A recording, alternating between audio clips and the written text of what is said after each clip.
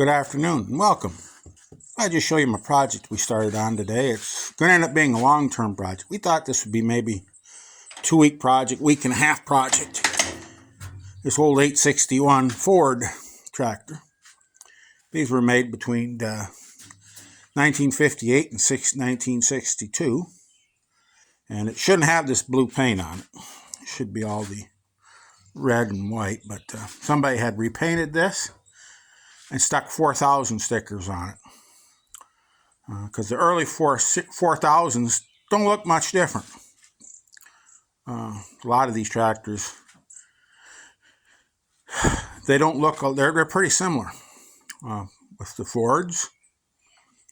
So people will sometimes, I've even seen it at auctions where people will misrepresent them. When you buy something at an auction, do be aware, do check them out, careful. You may think you're buying a Powermaster and it may be an older model. Somebody might have just put some different stickers on the thing.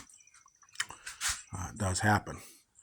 But on this one here, well, we tore into it and it was smoking a lot and had a bit of a mist from time to time. So we tore into this. When the radiator, somebody JB welded it. We'll have to clean that up. It leaks right there and there on that seam. Probably wouldn't hurt take it and have it rotted and redone. I don't know if we'll get that far. Depending if we can find somebody. I don't do radiators. The head had been rebuilt. Maybe has 300 hours on it. There's some carbon buildup in it. We'll clean it up and see. Hopefully it'll be all right. But this usually isn't that much of a project. We pulled a bearing out. We see this here's got the crankshaft's been turned. And when you can't read it. And the bearings are thicker. These bearings are thicker a little thicker, because the crankshaft's been turned. So we have to take and find that. Before we order parts, we need to know whether that's been done.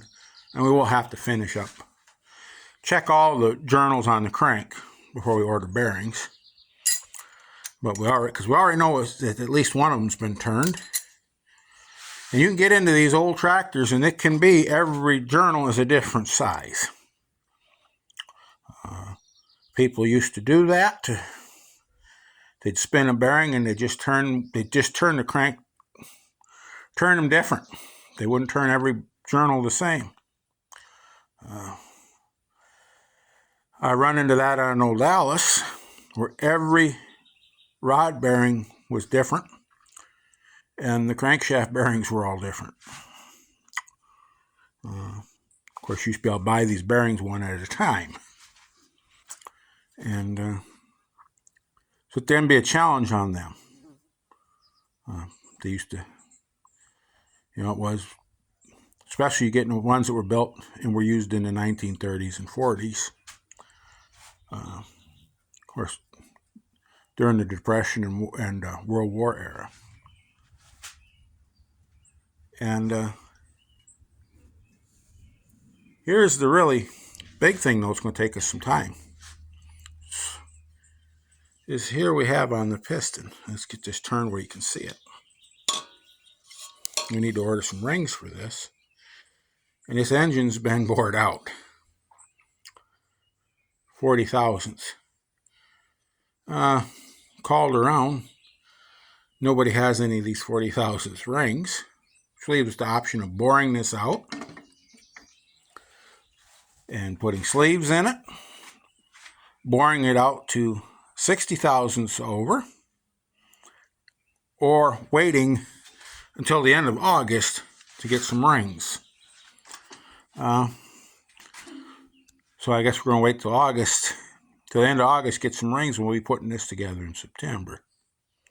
So anyway, y'all have a wonderful day. Go out there, have some fun. Get your hands dirty, and above all, keep growing.